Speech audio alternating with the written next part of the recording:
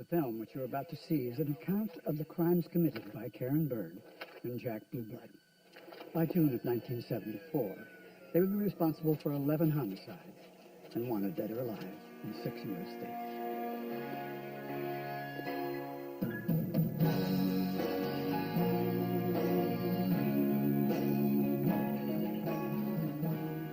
Karen Bird was born in the shadow of the Appalachian Mountains in Chattanooga, Tennessee, on January 24, 1956. She weighed 6 pounds, 8 ounces, and was described by the hospital staff as being a particularly pleasant baby. Jack Blueblood was born a half-breed 7 years earlier on an Indian reservation in South Dakota. His father was a Lakota Sioux, and his mother, who died giving birth, was Irish Catholic. Try as he might, Jack's father could never forgive his son for taking away the love of his life. Not a day went by till young Jack wasn't reminded of his guilt. Unlike Jack, Karen grew up a model child in a model American town. The only symptom of her budding misbehavior was an aversion to church and CCD, and an obsession with guns.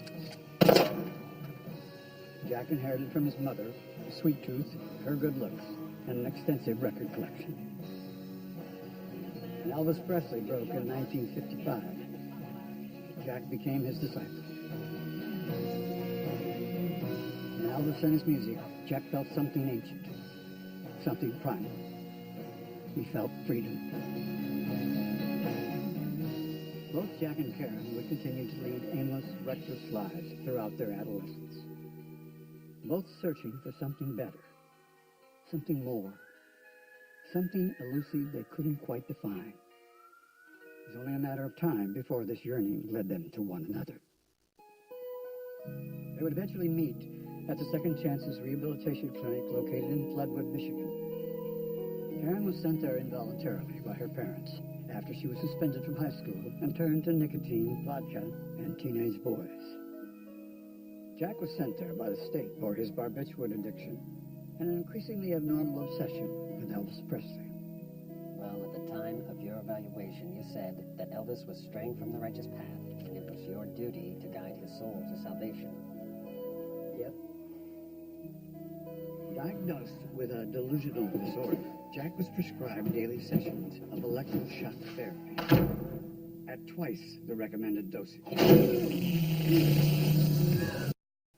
On March 13, 1974, Karen and Jack would cross paths for the first time, setting in motion one of the most destructive love affairs in the annals of U.S. crime. Fucking paws off me, man. My people was born here in this dirt, and I'll do as I goddamn please. Can I help you?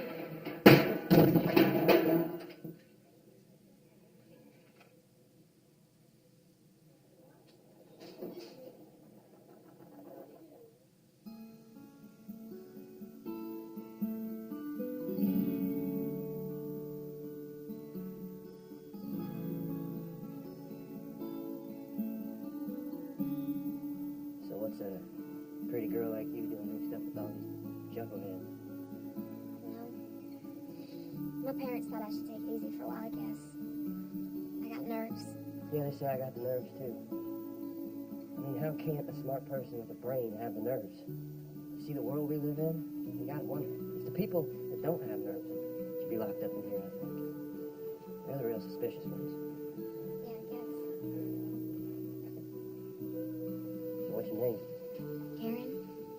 That's a pretty name. Thanks. My name's Jack Blueblood.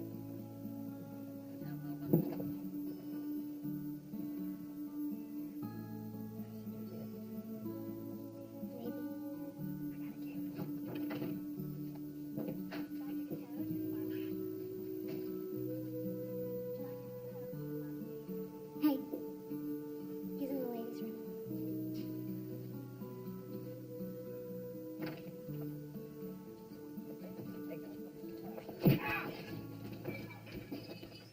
I just don't want to be some Chattanooga chambermaid. I want something different. Like what, Karen? I don't know, really. And that is the crux of your anxiety. The unknown. You mind if I have a smoke? No.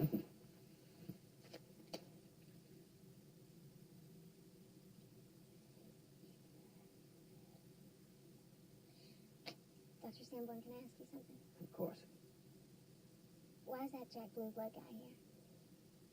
Because he hears voices in his head that tell him to kill. I also think he might be queer. You can laugh if you want to, but Jack Blue Blood is a very dangerous man. You need to stay away from him. Trust me.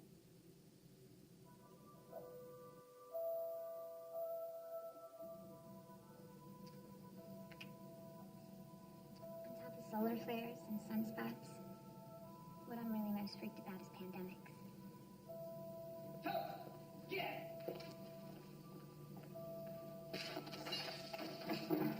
Checkmate.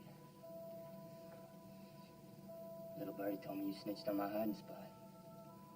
Oh, yeah? Look, sugar tits. I don't know who the fuck you think you are. There's rules around here. Don't call me sugar tits. Rule number 1, I'll call you whatever the fuck I want to call you. Rule 2, do not cross me. I carry artillery in my boot just like the king, and I ain't afraid to use it. I'm 50% Irish, 50% Lakota Sioux. I'm 100% white trash. Jack and Karen fell for each other quickly. According to an entry in Karen's diary at the time, Jack was unlike anyone she had ever met before. Sure, he's crazy, but he's alive. He's got mercury in his blood and fire in his eyes. And although he might look rough and primitive, deep down he's sensitive and kind. Last week at movie night, he cried during Pride of the Yankees. And he whittled me a statuette of the Virgin Mary out of a bar lava. He says that sometimes his head feels like it's crowded with a bunch of black dogs who won't quit barking. It drives him mad. And I can relate to that feeling. Plus, we tell each other secrets we ain't never told anyone before. When I was 8 years old, I killed a baby bluebird just to watch it die. I feel bad about that. I like the Beach Boys more than the Beatles. Don't tell anyone. It's controversial. My one true dream in life was to step foot into the Pacific Ocean, feel the warm, frothy water on my legs, breathe in the fresh, salty air.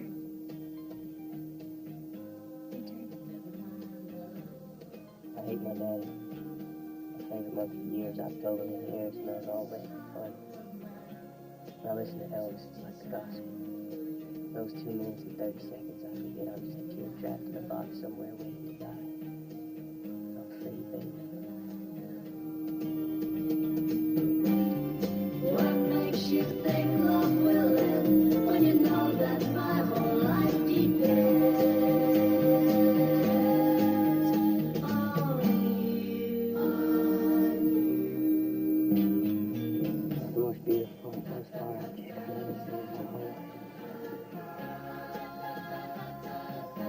Karen had never felt this way about a boy before. When she was with him, she didn't feel that funny, lonesome feeling. And neither did he. But this carefree time would soon come to an end.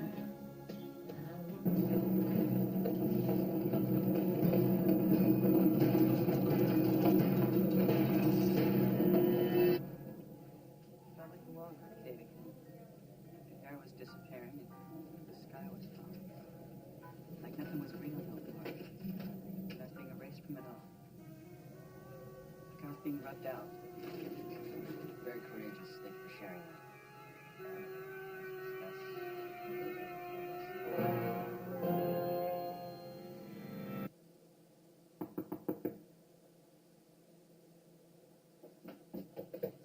Who's there? Hey, baby. Open up. What's the password? Pretty baby, open up.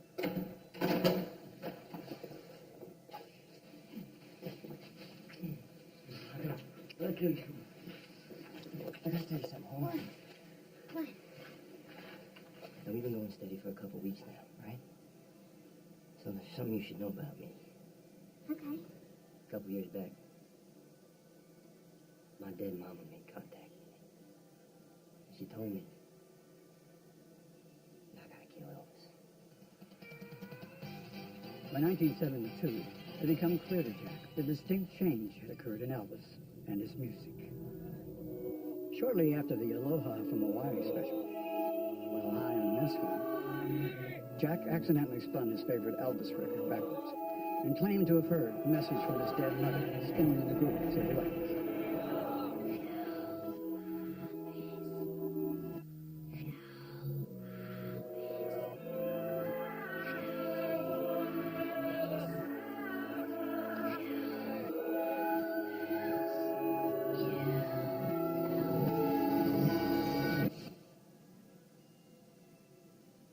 Elvis. Look, I knew you were going to say that, and I know it sounds crazy, baby, but you got to trust me on this one, okay? Look, I got proof. Elvis is playing a sports coliseum in Los Angeles, California on May the 11th, which also happens to be my dead mama's birthday. Now, does that sound like a coincidence to you? Because it don't to me. What are you trying to say? I'm going to bust out of here. I'm going to hitch west, and I'm going to kill this bitch. Are you going to come with me, sunshine? You always said you wanted to see the ocean. The beaches and the sunscreen, don't you just love that smell? I thought you loved Elvis, Jack. I do. So then why would your mama want you to kill him? I don't know, Karen. I've been waiting on a sign from my mama just to make sure this is 100%. And then this came in the mail today. This is my destiny, Karen. It's my calling.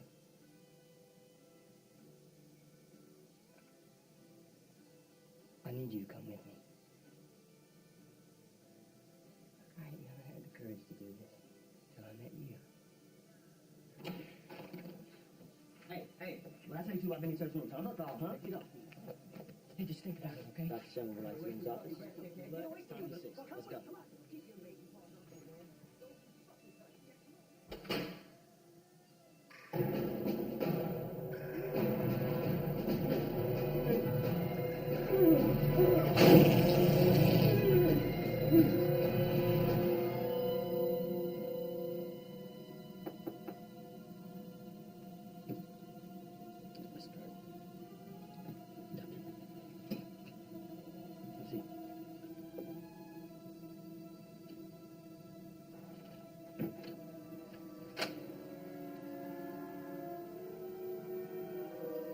I'm going to talk to you about your affairs with Jack Lublin.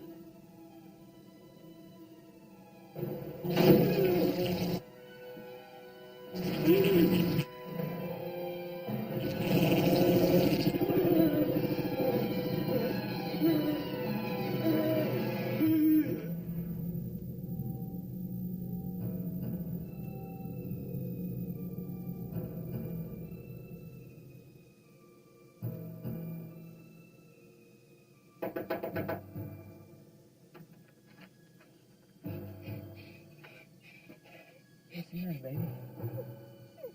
Dr. Sanborn, What? he touched me. You did what?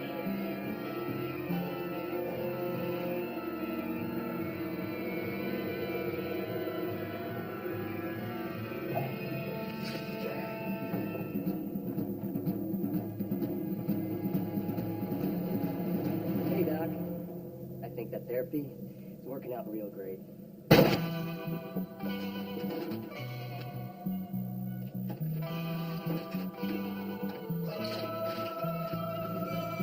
All right, everybody. Time to go home. Tell your friends you went.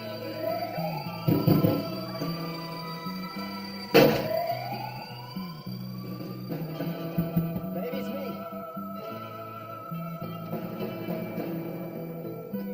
I killed that scumbag piece of shit because he deserved it. And I ain't never gonna let anyone touch you, or look at you funny, or say a bad thing ever again.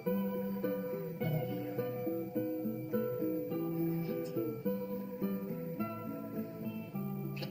I'll pack your shit. Go right now.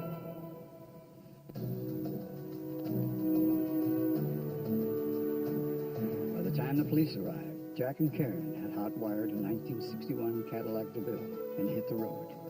They would arrive in L.A. eventually, but first they would enjoy the sights and sounds of America. Dr. Guido Nash, an expert on adolescent psychology. In rare cases, patients of his sort receiving experimental therapies can have violent reactions. Sure.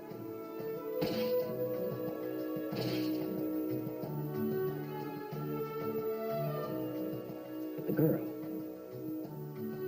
she haunts me. I don't know what to say about her. Her file reads like Jackie Onassis.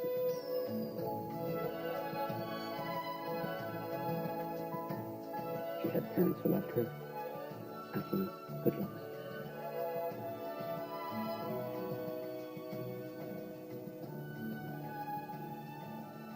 She had every privilege in life. She should have been a debutante.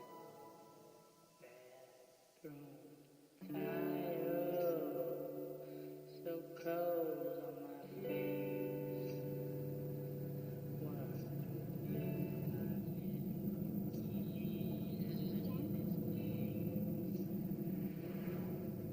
You think you're going to heaven or hell?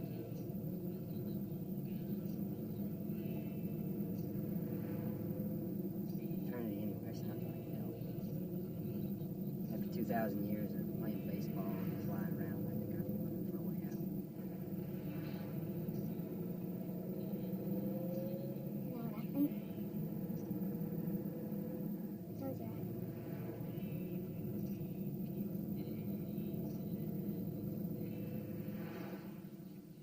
I think it's like this, but forever.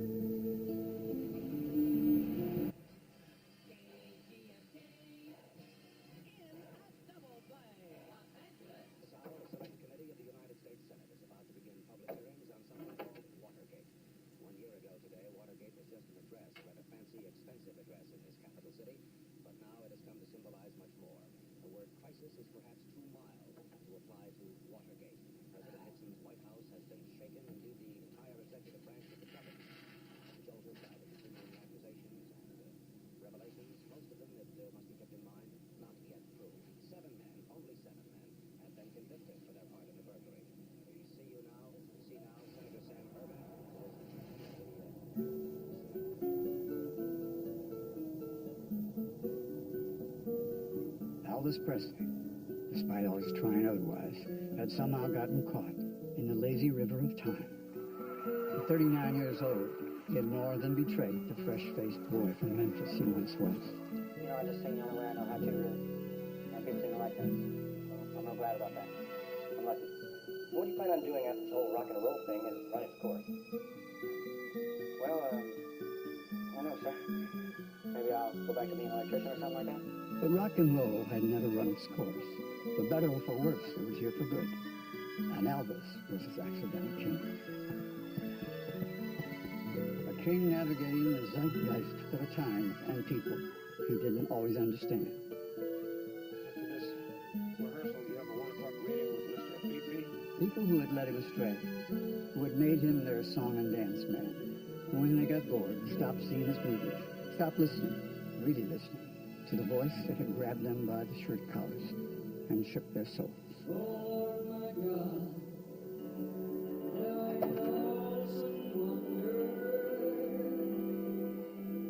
The summer tour of 1974, his first in years, was a concentrated effort to win back those who had strayed from the king, to reassert his seat at the throne. The first date at the Los Angeles Sports Coliseum was to be the big send-off. They had been planning it for weeks.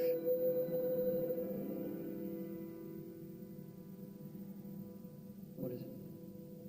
Thy power throughout the universe displayed. That's it.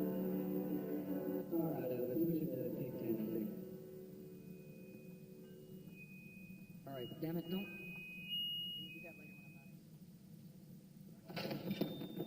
Don't tell me when to take a break, all right? We're doing a song up here. We finished the song. And yet mere days away from the show, That's just unheard of. Elvis was ill-prepared. He was 20 pounds too heavy, You boys don't ever listen to him. You listen to me. and his voice was unrehearsed. Perhaps worst of all, he didn't really care. And it was that nihilism, that black hole feeling in his chest, that scared him most. All right, take 10. Let's do it. 634, 278, and 9. But Elvis was a religious man. He prayed for redemption. He prayed for a return to glory. Somebody give me another cup, please. And little did he know, salvation was on its way. Our Father, who art in heaven, hallowed be thy name. Thy kingdom come, thy will be done, on earth as it is in heaven. Give us this day our daily bread, and forgive us our trespasses as we forgive those that trespass against us. And lead us not into temptation, but deliver us from evil. Amen. Okay.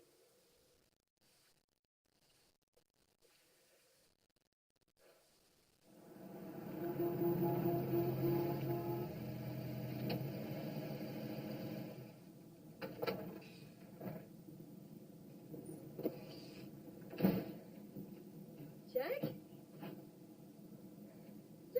Hey there, T. Hey! Jack's only companion on the reservation was another outsider, a slight-figured Nancy boy by the name of T. Joe Littlefoot. I was going for a kind of ethereal Joni Mitchell by way of Paul Bunyan for the decorating scheme. A lot of kind of like feminine trinkets next to masculine knickknacks. I made that one. Oh, and I got these cute little thingamajigs at the dollar store. Are they cute? They remind me always to smile even if I'm feeling blue. So, Jack, what you in town for, huh? You all right? Right as rain, T. Joe. We had to kill a few folks back at the loony bin, so we're on the lam. We're headed to L.A. Los Angeles. Oh, my goodness. Hey, Jack, could you take me with you? I don't think so, Deej. Oh, come on, please. I get so bored here. All I do is watch this stupid television. When nothing's on, I hang out with Kimbo. Do you remember Kimbo, the little handicapped kid? He's so annoying. Look, you don't want to get yourself mixed up or killed on our account, okay? We got an objective, and we can't have it the dead way. Sorry, buddy. Oh, right. You're finally doing it, huh? That's right. This is big. This is big. He's been thinking about this for years. That's exactly right. That's why I'm going to need to get that map I gave to you. Yeah. Before Jack was committed, he had buried a duffel bag full of guns, money, and rare first edition comic books. He drew out a map of its location and wrote the directions in Piglet and entrusted it in T. Joe's safekeeping while he was away from home. T. Joe, this is all I have. This is everything. You're my best friend, but if you fuck this up, I will kill you. You trust me, Jack?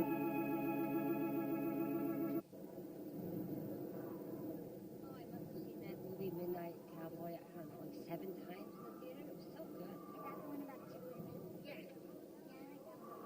They were not queer in that movie. They were friends. It's about friendship. Joe's head's out of the gutter, man. What's so funny?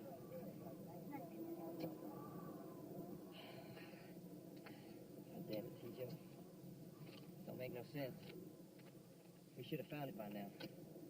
Things move. The earth moves. Never heard of plate tectonics?